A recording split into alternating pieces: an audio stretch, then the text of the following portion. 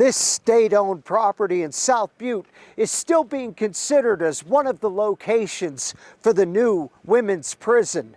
But city officials in Butte want the state to know that many people in the mining city want the state to look somewhere else.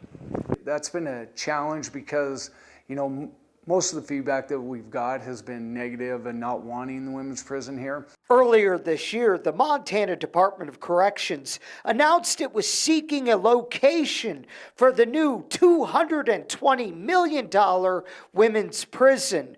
Recently, the DOC asked cities being considered or interested in hosting the prison to submit a request for information by October 16th.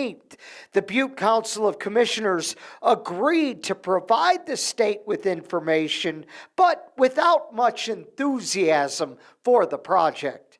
We're going to respond with as much data as we possibly can to let them know what we know about our community.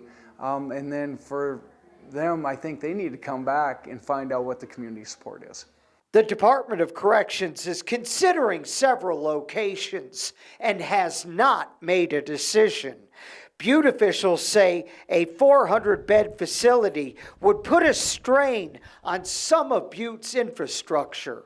We don't have sewage capacity to put a facility of this size in there, so we would have to, there would have to be improvements made to the sewer system.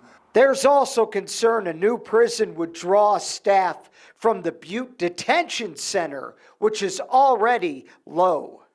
And knowing the difficulties that we've had to keep correction officers just in our jail, we know that we would have a lot of that same strain if the jail was, or if the prison was to come here. Gallagher says there are some positives, including being a large construction project and new jobs. However, they've heard many people say they don't want Butte to be a prison town. In Butte, John Amy, MTN News.